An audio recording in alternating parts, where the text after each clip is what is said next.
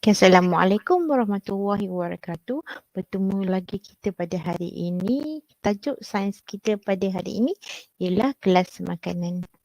Okay, kelas makanan terdiri daripada 7 kumpulan iaitu protein, karbohidrat, minerals, vitamins, lemak, air dan juga pelawas.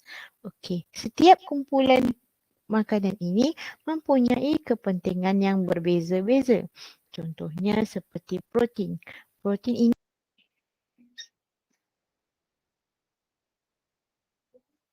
ini fungsinya ialah untuk pembesaran.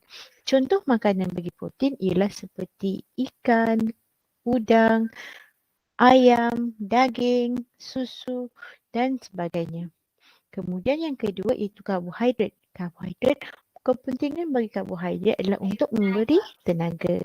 Contoh makanan bagi karbohidrat ialah seperti nasi, mi, roti, ubi-ubian seperti keledek, ubi, kentang dan juga bijirin.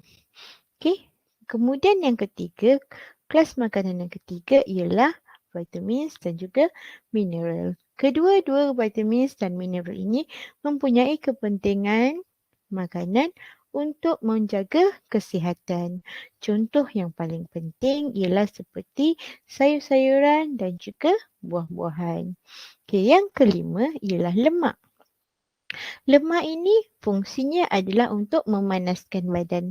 Contoh makanan yang mempunyai lemak ialah seperti keju, minyak dan juga mentega. Okey. Kemudian yang keenam iaitu pelawas. Pelawas ini adalah fungsinya ataupun kepentingan bagi pelawas ialah untuk mencegah sembelit. Jadi kita perlu makan banyak sayur-sayur terutama sekali sayur hijau untuk mengelakkan daripada sembelit. Akhir sekali kumpulan makanan yang terakhir yang ketujuh iaitu air. Fungsi air adalah untuk mengawal suhu badan. Jadi kita perlu banyak minum air untuk mengelakkan suhu badan kita meningkat. Okey, setiap makanan ini mempunyai kepentingan dalam piramid makanan. Contohnya, pada aras satu yang bawah sekali terdiri daripada karbohidrat. Jadi kita kena makan banyak.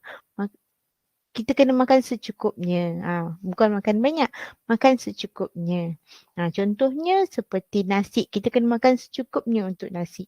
Kita tak boleh makan berlebihan. Aras yang kedua baru makan banyak. Makan banyak ini terdiri daripada dua kumpulan makanan iaitu minerals dan vitamin yang terdiri daripada sayur-sayuran dan buah-buahan. Untuk aras kedua ini barulah kita boleh makan dengan banyak supaya dapat menjaga kesihatan kita. Okey, aras yang ketiga, lapisan yang ketiga untuk piramid makanan, kita kena makan dengan sederhana banyak. Iaitu kita kena makan ialah dalam keadaan kuantiti yang sederhana. Jadi contoh makanan yang kita perlu makan dalam keadaan kuantiti yang sederhana adalah protein seperti ikan, ayam, kekacang, susu dan juga makanan-makanan seafood. Kita kena makan sederhana sahaja. Kemudian atas sekali dalam piramid makanan Malaysia adalah aras yang keempat. Kita kena makan sedikit. Maknanya makanan-makanan yang terdiri daripada lemak dan juga mineral kita kena makan sedikit. Jadi apakah makanan yang perlu kita makan dengan sedikit? Seperti minyak, garam, gula, mentega yang boleh yang fungsinya adalah untuk memanaskan badan dan juga adalah untuk menjaga kesihatan. Garam dengan gula walaupun dia menjaga kesihatan kita kerana tergolong dalam golongan mineral tapi kita tak boleh ambil banyak. Kita kena ambil dalam kuantiti sedikit kerana dia berada pada puncak piramid makanan Malaysia. Okey, seterusnya adalah makanan seimbang. Apakah maksud makanan seimbang? Ialah makanan yang mempunyai satu set makanan yang mempunyai tujuh kelas makanan. Okey. Dan juga ia mengikut piramid makanan. Contohnya karbohidrat. Kita tak boleh ambil nasi banyak. Kita kena ambil nasi secukupnya. Apa yang kena ambil banyak? Kita kena ambil banyak sayur dan buah.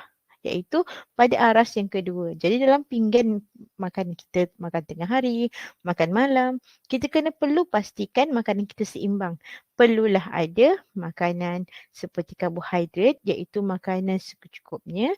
Kena ada banyak sayur dan buah. Kemudian makanan sederhana untuk protein. Contohnya kita ambil seekor ikan atau satu ketul ayam. Nah, kita tak boleh makan ayam saja.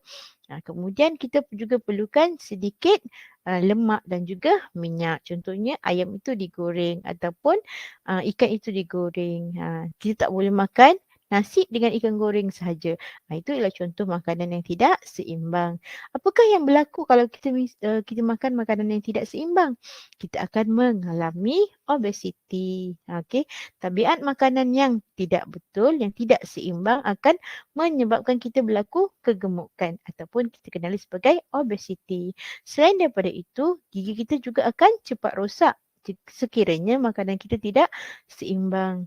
Akhir sekali, kesan buruk kalau kita makan makanan yang tidak seimbang, kita mudah mendapat sembelit ataupun susah nak buang air besar kerana kita tidak makan berlawas. Okey? Okey, untuk itu saja untuk tajuk kita pada hari ini iaitu kelas makanan.